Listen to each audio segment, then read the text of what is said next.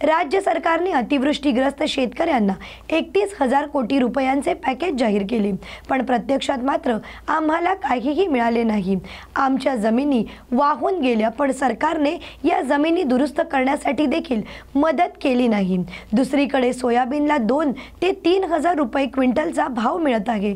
तसेच आम्हाला शक्तीपीठ महामार्ग नको आहे, पण हे सरकार शक्तीपीठ महामार्गासाठी सक्ती करत आहे।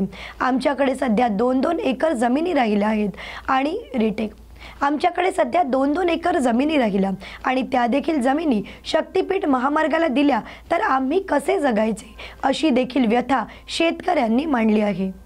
जरा थोडी बसण्याची पंचायत आहे, कारण मी ज्या बैठका घेतो ही काय आपली जाहीर सभा नाहीये। मी तुमच्याशी संवाद करायला आलोय की पॅकेजचं झालं काय। तुम्हाला कल्पना असेल की आपण छत्रपती संभाजीनगरात दिवाळीच्या आधी एक मोर्चा काढला होता आणि त्याच सुमारास या सरकारने पॅकेज जाहीर केलं।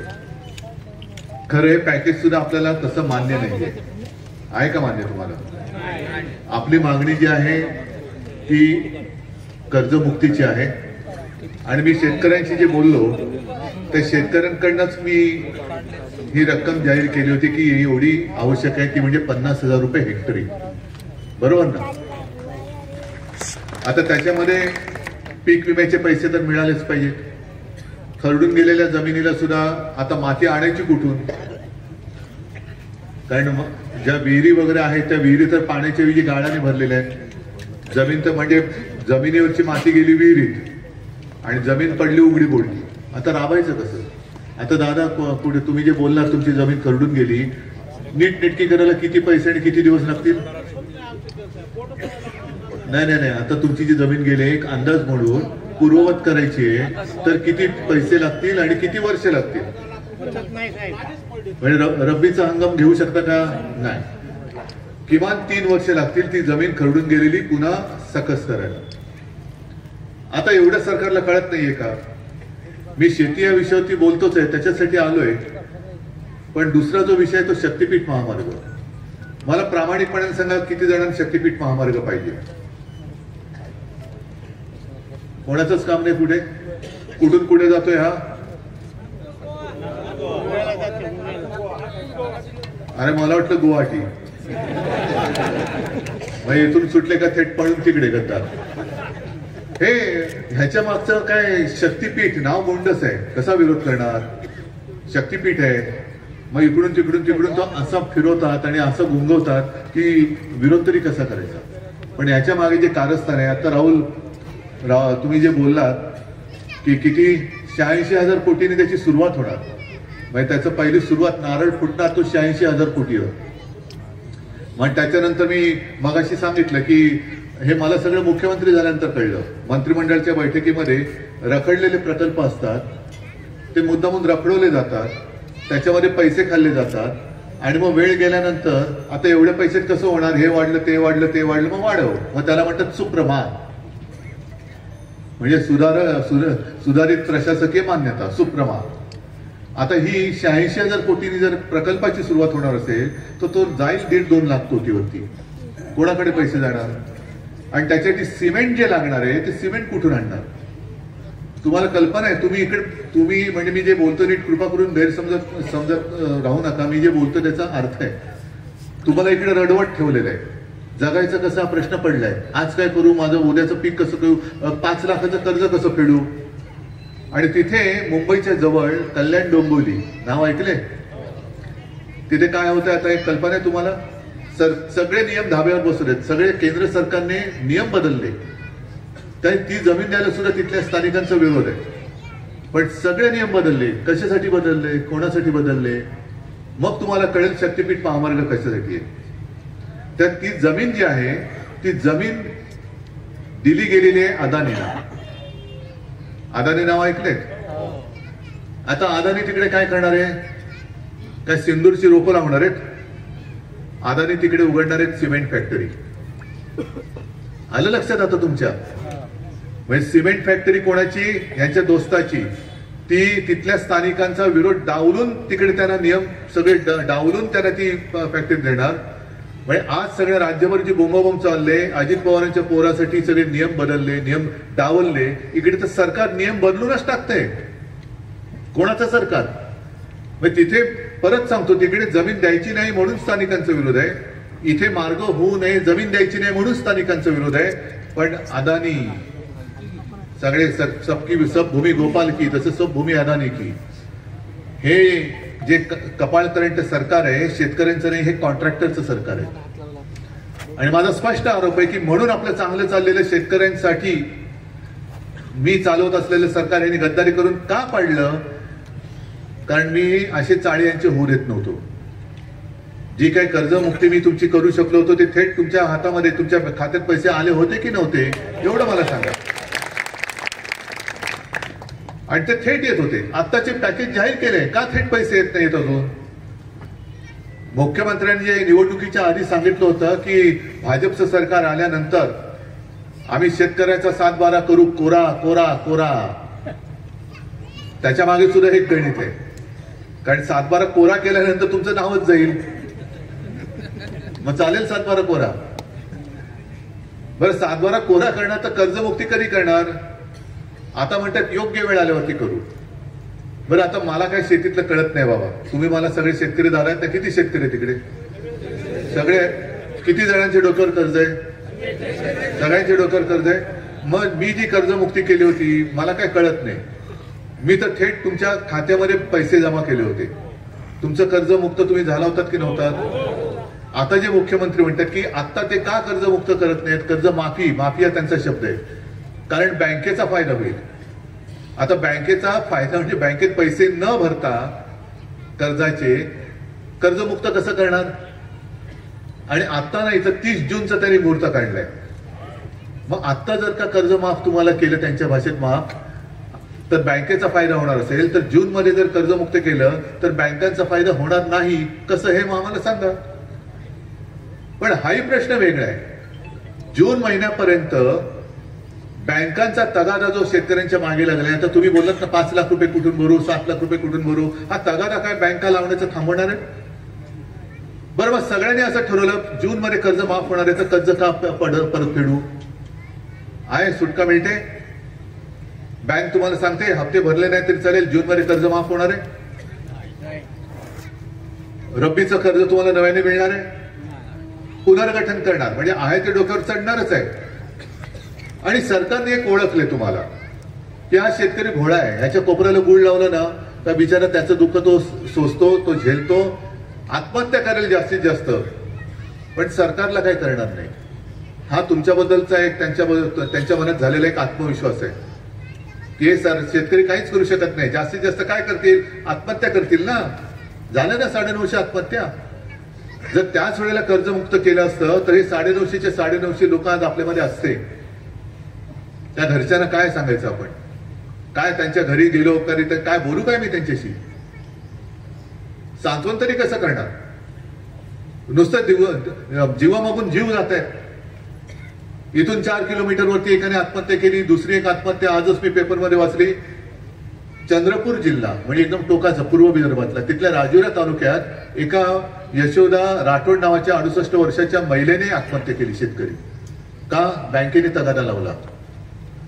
या सगळ्यांच्या आत्महत्येचं पाप हे सरकारच्या डोक्यावर टाकायचं की नाही टाकायचं? आत्महत्येसाठी जबाबदार कोणाला धरायचं? जर त्याने आधी सांगितलं असतं की आमचं सरकार आलं तरी तुम्हाला कर्ज माफ करणार नाही, तर शेतकऱ्यांनी ठरवलं असतं मत द्यायचं की नाही. पण सगळीकडे जसं परभणीने एक धमक दाखवली, दोन्ही आमदार आणि खासदार आपले स्वतःच्या हक्काचे निवडून दिले. हाच किस्सा जर महाराष्ट्रामध्ये सगळ्या मतदारसंघांनी राबवला असताना तर आज हे मी तुम्हाला खात्रीने सांगतो, हे गेलेले सगळे जीव आज आपल्यामध्ये उपस्थित असते. कारण मी येताना काय वेळेला आता गाडीमध्ये काय करायचं, मग आपल्या पंतप्रधानांनी सांगितले बिहार में क्या हुआ, रील बनाने की इंडस्ट्री. सगळे रील बनवत असतात. मग आम्ही पण रील बघत असतो. मग त्याच्यामध्ये मुख्यमंत्र्यांचं एक रील दिसलं की त्यांनी त्या प्रशासकीय सेवेमध्ये जे आता ज्यांची सेवा सुरू होणार त्याच्यामध्ये त्यांनी सांगितलं की तुमच्या मनात काय, तुम्ही सेवेमध्ये काय करणार आहे हे तुमच्या मनामध्ये स्वच्छ पाहिजे. पहिलं तुमच्या मनात, मुख्यमंत्र्यांना विचारायचं तुमच्या मनात तरी स्वच्छ आहे का? म्हणजे भ्रष्टाचार करू नका. आणि तुम्ही तुमच्याकडे भाजपात आले तर सगळ्यांनी भ्रष्टाचार करायचा. म्हणून मी सगळ्या मुख्यमंत्र्यांना विचारलं की महाराष्ट्रातले सगळे शेतकरी भाजपात आले तर तुम्ही त्यांचं कर्ज माफ करणार आहात का? हा पक्षपातीपणा कशासाठी? आणि जे पॅकेज त्यांनी जाहीर केलं 31,800 कोटी जाहीर करताना छान भाई, त्यांच्याकडे कला आहे.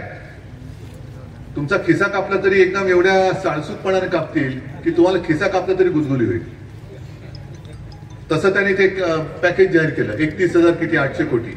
आता त्यांनी, ठीक आहे आपली मागणी आहेच, त्याच्याबद्दल तर बोलायचंच आहे, पण निदान त्यांनी दिलेल्या पॅकेज मध्ये आहे तरी काय? एक तर त्या 31,800 कोटी मध्ये 2200 कोटी पहिलेच येते. नंतर जे काही केलेलं आहे त्यांनी, मुद्दामून मी बातमीच वाचून दाखवते, नव्या निकषांनुसार प्रति हेक्टरी कोरडवाहू शेतीला, कोरडवाहू शेती आहे का कोणाची? किती जणांची आहे? एवढ्या जणांची आहे ना. कोरडवाहू शेतीला प्रति हेक्टरी 18,500. किती जणांना मिळाले? 18,500. हा, बागायती शेती आहे कोणाची? बागायती शेतीला प्रति हेक्टरी 27,000 मिळाले. 2700 तरी मिळाले का? 27 रुपये पण नाही. बहुवार्षिक शेती, बहुवार्षिक शेतीला 32,500 मिळालेत कोणाला? बरं ठीक आहे, तरी सुद्धा ह्याची फोड जर का आपण केली, आता परत मी सांगतो, मला शेतीतलं काय कळत नाही. किती एकर म्हणजे किती हेक्टर म्हणजे किती एकर, किती गुंठे म्हणजे किती एकर, मला काही कळत नाही. आणि मला कळून घ्यायची गरज पण नाही. मला शेतकऱ्याचं मन कळते, त्याला आनंदात तो हसला की मला कळलं सगळं. बाकी काय करायचंय मला? मग खत किती टाकायचं, बियाणे कसं पेरायचं नाही कळत मला. पण ह्याची जर का फोड केली तर, ह्यानुसार जर का केली तर कोरडवाहू शेतीला प्रति गुंठा 185 रुपये मिळाले ना. खूप मिळाले का हो? हा, कोरडवाहू शेतीला प्रति गुंठा 185 रुपये, बागायती शेतीला 270 रुपये, बहुवार्षिक शेतीला 325 रुपये. अरे एवढी मदत मिळाली तर सोन्याची कौलं नाही चढवणार तुम्ही घरावर? काय तुम्ही लोक खोटं बोलता? हा, हे सरकार दगाबाज म्हणतो ते एवढ्यासाठी. एक तर मदत द्यायची ती सुद्धा अशी, आणि ती सुद्धा द्यायचीच नाहीये. म्हणजे मी सहज विचारतो, तुम्हाला विचारतो, प्रत्येक दिवशी दर एका दिवसाची शेतमजूर किती असते? 500 रुपये. 500 रुपये रोज दर माणशी, तेच ह्याच्यामध्ये लिहिलेलं आहे. तरी सुद्धा मी याच्यावरती विश्वास न ठेवता लिहिलेल्यावरती तुम्हाला विचारलं. 500 रुपये जर एका दिवसाला शेतमजूर एका माणसाची असेल तर हे तुम्हाला 185 रुपये प्रति गुंठा, 270 रुपये प्रति गुंठा, 325 रुपये प्रति गुंठा. हा, हे काय दररोज नाही मिळणार आहेत तुम्हाला. एकदा दिलं का राम राम पावलं. जा तुम्ही तुमच्या घरी, आम्ही आमच्या घरी. बरं, पीक विम्याचे पैसे किती लोकांना मिळाले? बरं, तुमच्या नुकसान भरपाईसाठी जे काही ट्रिगर होते ते ट्रिगर आत्ता आहे, त्या ट्रिगरनुसार तुम्हाला नुकसान भरपाई मिळणार का? एकच ट्रिगर ठेवलंय, योग्य वेळी पीक कापणी. आता हे सरकारचं कापणी करायला पाहिजे, सरकार कापणी. कारण हे दगाबाज सरकार आहे, म्हणून आम्ही त्याला दगाबाज म्हणतोय. काय आम्हाला सत्ता मिळाली नाही म्हणून मी काय तर आम्ही आमचा काहीतरी जीव चाललाय अशातला भाग नाही. पण माझा जीव जळतोय कारण माझा शेतकरी आज तडफडतोय, म्हणून माझा जीव जळतोय. नाही तर मला काय हौस आहे, काय निवडणूक आहे? तुम्ही दिला ना, माझा राहुल निवडून दिला, तिकडे बंडू निवडून दिलेले, झालं माझं काम. पुढची निवडणूक येईल तेव्हा मी येईल. पण मी म्हणजे काय राजकारणी नाहीये. आज सत्ता असती तर तुमच्यावरती अश्रू ढाळण्याची वेळ मी येऊच दिली नसती. पण आज हातामध्ये काही नाही तरी सरकारला त्यांनी जे काही केलेलं आहे, दिलेलं आहे ते तर द्यायला लावलंच पाहिजे. पण तुमची कर्जमुक्ती करायला सरकारला आपल्याला भाग पाडावाच लागेल. म्हणजे आज शक्तीपीठाचा जो विषय आहे, मगाशी कुठे होतो आपण अहमदाबाद सकाळी, तिथल्या शेतकऱ्यांनी सांगितलं तो स्वातंत्र्य सैनिकाचा मुलगा आहे, वयोवृद्ध आहेत ते, पण कळमनुरी मध्ये आणि त्यांनी सांगितलं मला, ते त्यांनी क्लिप दाखवली फोनवरली की पोलीस कसे अत्याचार करतायत. आता पोलीस अत्याचार करतात म्हणजे त्यांना वर्ण आदेश येतात की ठोका येणार. मग त्या शेतकऱ्यांनी सांगितलं, तो जो आंदोलक होता त्यांनी सांगितलं की साहेब रजाकारांपेक्षा जास्त अत्याचार हे सरकार करते. मग कोणाचं सरकार आहे हे? आणि रजाकार म्हटल्यानंतर त्यांच्याशी लढायचं कसं हे मी मराठवाड्याला शिकवायचं. ज्या मराठवाड्याने एक लढाचा म्हणजे कसं लढायचं असतं हे दाखवून दिलं, तो मराठवाडा जर का हतबल होऊन बसणार असेल तर मग मात्र त्याला नाही म्हटलं तरी त्याच्यामध्ये चैतन्य निर्माण करण्यासाठी म्हणून मी आलेलो आहे. मी मत मागायला आलोच नाहीये, मी तुम्हाला हिंमत द्यायला आलेलो आहे. ठीक आहे, तुम्ही माझ्याकडे आश्चर्य बघतायत, काय करू मी? जेव्हा होतं तेव्हा मी करून दाखवलं होतं. ठीक आहे, आता यांनी माझ्यावर किती टीका करू दे की घर बसल्या, अरे हो रे ठीक आहे रे, खूप झालं, आता नवीन काहीतरी बोल. पण मी जे घरी बसून करून दाखवलं ते तू दारोदारी फिरून का नाही करू शकत आहेस? आज मी माझ्या शेतकऱ्यांशी बोलतोय, का मुख्यमंत्री येऊन इकडे असे बसून तुमच्याशी बोलत? कारण मुख्यमंत्र्यांना बिहारमध्ये जायचंय, बिहारमध्ये जाऊन ते प्रचार करतायत. आणि तिकडे मला असं वाटतं की त्यांनी खरं प्रचार करताना बोलायला पाहिजे होतं की महाराष्ट्रामध्ये येऊन बघा कसं मी शेतकऱ्याच्या कोपऱ्याला गुळ लावलाय. हे का नाही बोलले मुख्यमंत्री बिहारमध्ये? पण तिकडे जाऊन बोलले की आम्ही किती किती काही लाखो लोकांच्या मध्ये आम्ही छटपूजा केली. आनंद आहे, मी काय त्याच्या विरुद्ध नाही. पण ती जशी छटपूजा तुम्ही त्यांच्या मध्ये जाऊन केली तशी माझ्या यांची पोटपूजा तुम्ही कधी करणार? जो आपण यांच्यामुळे आपण पोटपूजा करू शकतो, तो शेतकरी आज संकटामध्ये आहे, त्याच्यामध्ये जाऊन तुम्ही का नाही बोलत? जे आज आम्ही करतोय, आपण करतो आहोत, हे काम खरं मंत्र्यांनी केलं पाहिजे, पालकमंत्र्यांनी केलं पाहिजे, आमदार खासदारांनी तर केलंच पाहिजे. आमदार खासदार माझे करतातच आहेत. आणि म्हणून मी आज एक कार्यक्रम जाहीर केलेला आहे. पण ह्या कार्यक्रमात तुम्ही सहभागी झालात तर, नाहीतर काय उपयोग नाहीये. होणारच सहभागी. एक तर मी काल परवापासून बोलतोय, तो तर तुम्हाला करावंच लागेल. आणि तो म्हणजे जसं पंतप्रधान मोदींनी कोणालाही विश्वासात न घेता, म्हणजे असं सांगितलं जातं की मंत्रिमंडळाला सुद्धा एका खोलीत ठेवलं होतं आणि एकटे टीव्ही समोर जाऊन त्यांनी अचानक 8 वाजता नोटबंदी जाहीर केली होती. नोटबंदीमुळे तुम्हाला किती उपयोग झाला? का त्रास झाला? खूप त्रास झाला ना? मग जर नोटबंदी त्यांनी करून तुम्हाला त्रास दिला असेल, आता सुद्धा तुम्हाला जे फसवून त्यांनी मत घेतले तुमचं आणि नंतर परत मतचोरी केलेली आहे, तर तुम्ही सगळेजण मिळून वोट बंदी म्हणजे मतबंदी करू शकता की नाही? निवडणूक कोणती असू दे, असेल नगर परिषद, पालिका, महापालिका, आणखीन काही असेल, पण तुम्ही सगळ्यांनी आता एवढे जमल्यात, तुम्ही सगळ्यांनी तुमच्या गावागावामध्ये जाऊन बोर्ड लावले पाहिजेत की जोपर्यंत आम्हाला कर्जमुक्त करत नाही तोपर्यंत महायुतीला मत नाही.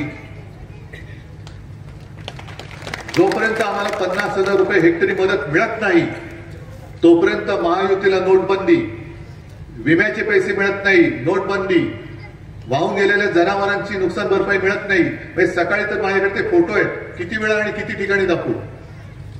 म्हशी वाहून गेलेल्या आहेत, दुभत्या म्हशी, 40 म्हशी होत्या.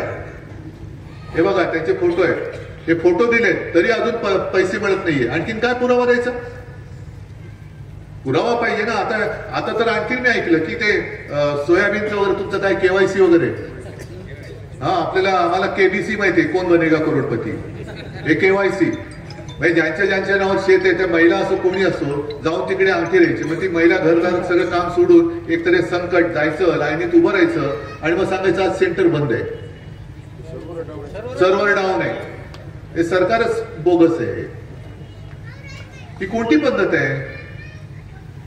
आणि म्हणून मी तुम्हाला जे सांगतो ना की विम्याचे पैसे मिळत नाही तोपर्यंत वोट बंदी, कर्जमुक्ती होत नाही तोपर्यंत वोट बंदी, नुकसान भरपाई सगळ्याची, जनावरं वाहून गेलेत, कोंबड्या वाहून गेलेत. बरं, ज्यांची घरं वाहून गेलेत असे कोणी आहेत का इकडे? काही जणांची घरदारं वाहून गेलेत, कारण पाण्याचे लोटच्या लोट असे आले की घरदारं सुद्धा वाहून गेली. आता त्याच्यामध्ये मी मागणी केली होती की पंतप्रधान आवास योजनेच्या माध्यमातून ह्या ज्यांची घरं वाहून गेलेत त्यांना मोफतमध्ये पक्की घरं बांधून द्या. घोषणा केली पण अजून कोण फिरकलंच नाही. बरं तुमच्या सगळ्या शेतकऱ्यांना मी विचारतो, तुमचे जागेचे आणि नुकसानीचे पंचनामे तरी झालेत का? बरं ज्यांचे पंचनामे झाले त्यांना मदत तरी मिळाली का? मग दुसरा कार्यक्रम तुम्हाला देतो, करणार? अरे झोन नसेल तर काय करू? करणार असाल तर सांगतो, दगाबाज सरकारचा पंचनामा आपण करायचा.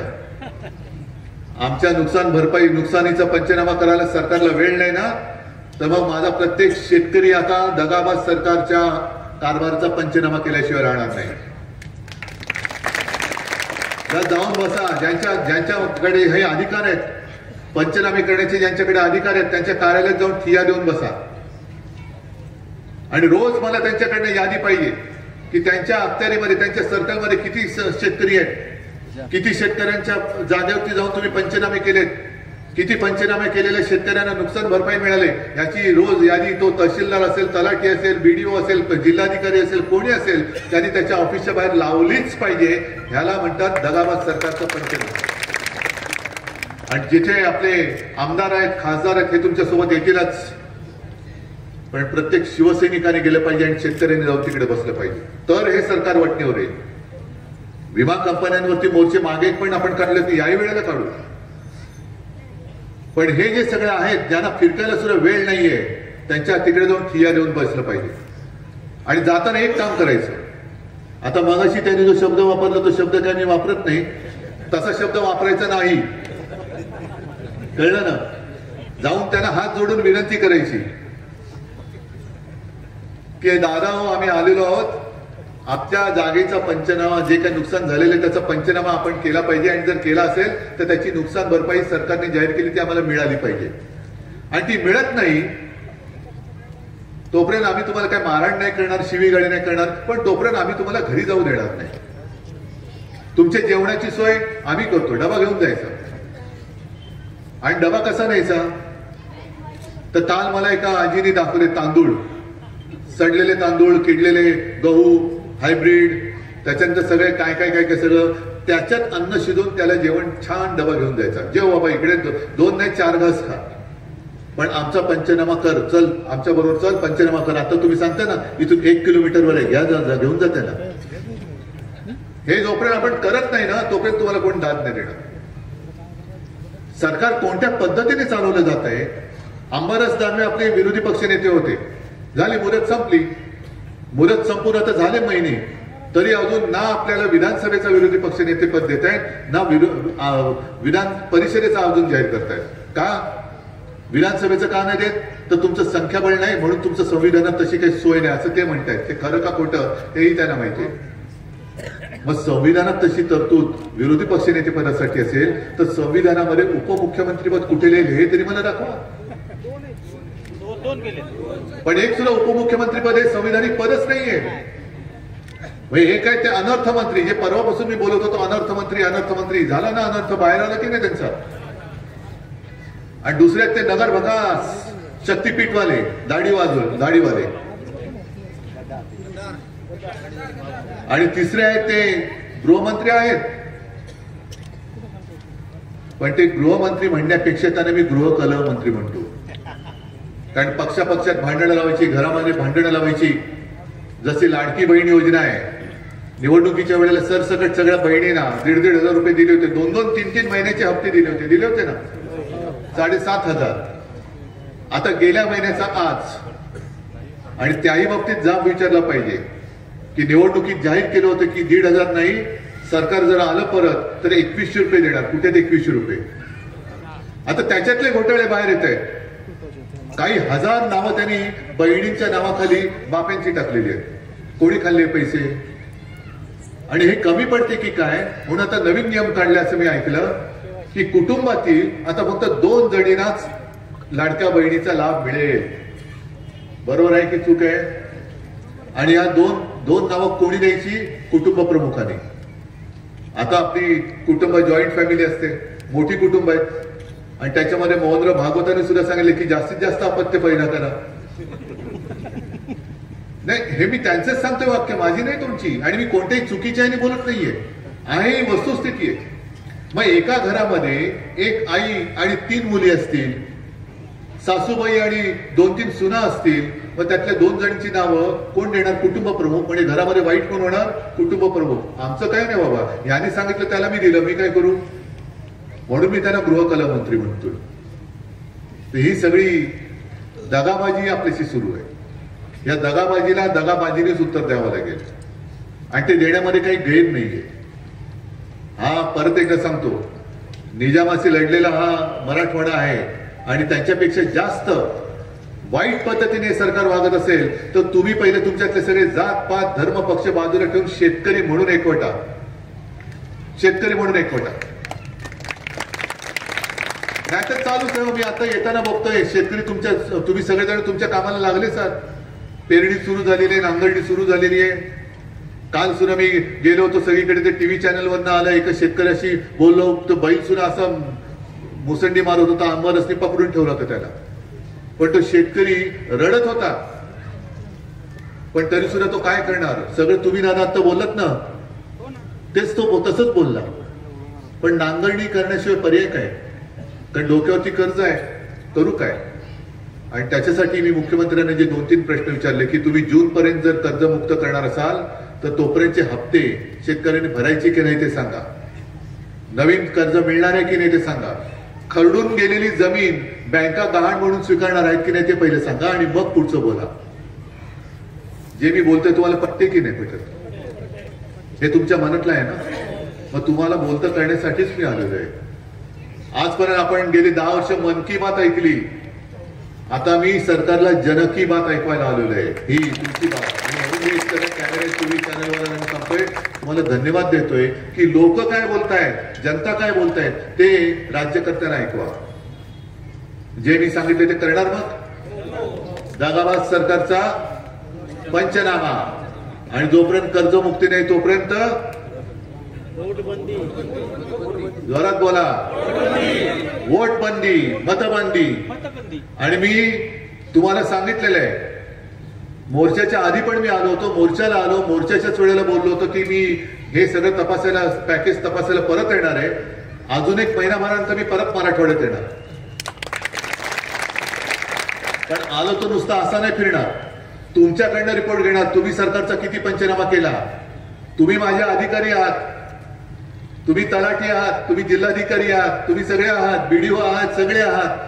तुम्ही केलेल्या सरकारचा पंचनाम्याचा रिपोर्ट मला तुम्ही तुमच्या हाताने माझ्याकडे द्यायचा. काय हो की नाही? अरे जोरात नाही बोलत तुम्ही. चला उद्यापासून पंचनाम्याला सुरुवात करा. पुढच्या महिन्यात मी परत येणार. तोपर्यंत सरकारने तयार राहावं. तुमचा पंचनामा आता माझी जनता करणार. धन्यवाद सगळ्यांना. जय हिंद, जय महाराष्ट्र. धन्यवाद.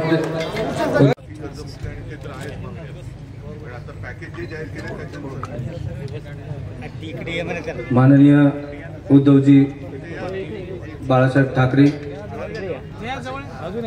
आपल्या पिंगळी गावामध्ये आलेले आहेत. तरी सर्व शेतकरी बांधवाच्या वतीनं साहेबाचं आभार व्यक्त करतो. तसेच माननीय दानवे साहेब, तसेच आमचे कार्यसम्राट आमदार डॉक्टर राहुल पाटील साहेब यांनी साहेब पहिला पाणी पडला होता मोठा, त्यावेळेस 7 वाजता आमचे आमदार साहेब आमच्या गावामध्ये आलते की कोणाचं काय वाटोळं झालंय, कोणाची किती हे झाले, कुणी बघायला आलं नव्हतं. तो आमचे आमदार साहेब आलते. तसेच मी जास्त काही बोलणार नाही, फक्त पॅकेज साहेब 32,000 कोटी रुपये पॅकेज जाहीर केलं असं म्हणतात. पण 32,000 कोटी कुणाला दिले याचा काही आम्हाला मेळ लागला नाही.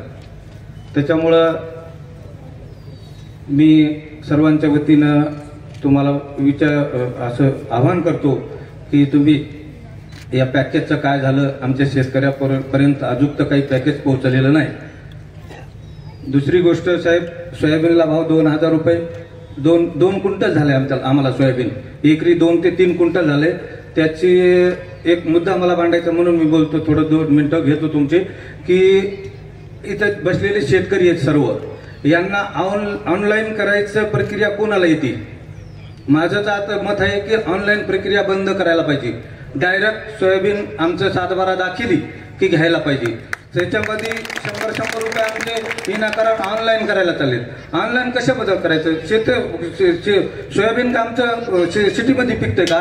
शेतकऱ्याजवळच येतं ना सोयाबीन मग कुठून येणार? त्याच्यामुळं आमचं म्हणणं आहे की ते ऑनलाईन प्रक्रिया बंद करायला पाहिजे.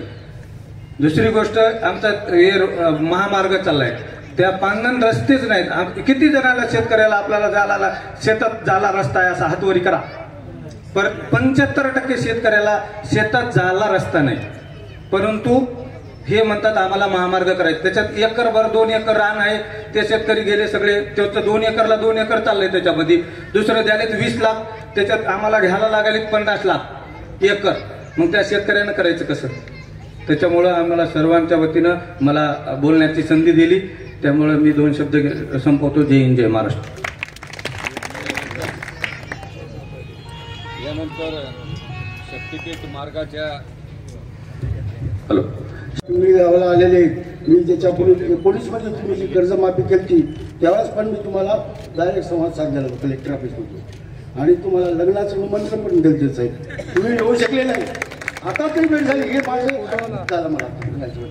आणि हे सरकार अरे याच्यापूर्वी कधी झालं नाही तुम्हाला एवढं की बेमाप सरकार समजा, आणि सगळा डबल गेम. एकदा शक्तीपीठ म्हणते, एकदा शक्तीपीठ म्हणते, आणि मरायला 2-2 एकर जमीन पूर्ण आमच्या हे करण्याच्या पाठीमाग आहे. आणि तो गोव्याला जायचं म्हणते, तो आमचा आजापणला कधी गोवा पाहिला नाही, आणि म्हणते गोव्याला का बापाच पेढे हा. तर तुम्ही एवढी कृपा करा, हे सरकार खलास कसं तुम्ही तुमच्या माग आहे एवढीच नाही.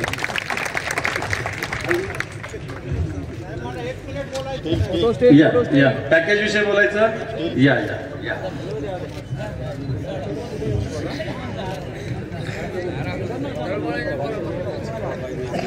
मामा इकडे बघा. मामा इकडे बघा.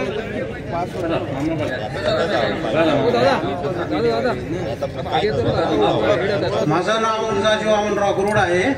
माझी जमीन पिंगळगडा नाल्याला 10 एकर आहे. मला आमदार साहेबांना नदी काढे तेव्हापासून साहेब मी माणसात आलो. माझे 2 मुलं रात्र शेती करतात. नदी काढी पाणी उचलत आहे माझ्या शेतात. यंदा माझी 10 एकर जमीन साहेब अशी चक पलटून गेली. आता बघा, मला 40 कट्टे सोयाबीन झाले. माझा ऊस आहे तिथं साहेब 3 एकर. मला चक असा वाहून गेला साहेब माझा ऊस. कोणीही बघायला आलं नाही. मला 1 रुपया भेटला नाही. साहेबाला माहित आहे माझं शेत असं खरडून गेले. एवढी जमीन माझी चांगली आहे, मला काही रुपया भेटला नाही. 10 एकर जमीन आता जरा 1 किलोमीटर आहे, 1च किलोमीटर आहे. आणि साहेबांना जमीन एवढी नंबरी करून द्यायची आमच्या आमदार साहेबांना. साहेब सगळी नदी काढून द्यायची, सरळीकरण करून द्यायचं, आमचं बंधारे करून द्यायचे. चॅक उलथून गेले आणि आम्हाला खरडणीला 3.5 लाख रुपये कुठं आले? चला आमची जमीन आता माझी काळी जमीन काळी तशी ठेवली मी. त्याचं मला जरासं खेकरा साहेब. 1च किलोमीटर आहे इथून वजूर रस्त्याला, 1च किलोमीटर आहे साहेब. मी कसं पोट भरायचं? माझे पोरं 2 अवरात्र काम करतात शेतात. आमचे शेजारी आहे तिथं, हे आमचे शिवसेनेचे प्रमुख विचारा दासराव आम्हाला, हे आमचे शेजारी सुद्धा आहेत.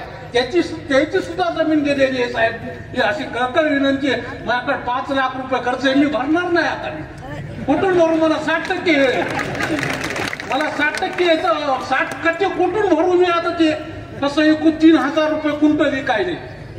ती कळकळीची विनंती साहेब. आम्हाला ह्या साहेबाचे लय उपकार आहेत आम्हाला साहेब. मला वाटतं आपण प्रातिनिधिक स्वरूपात सगळ्यांनी संवाद साधलेला आहे. आपण आता माननीय उद्धवजी ठाकरे साहेबांना विनंती करू की आपण शेतकऱ्यांशी संवाद साधावा. माझ्या शेतकरी भावना. अशाच ताज्या आणि राजकीय घडामोडींसाठी पाहत रहा राजकीय आढावा हा कार्यक्रम फक्त न्यूज मराठी 24/7 वर. नवा भारत नवा विचार.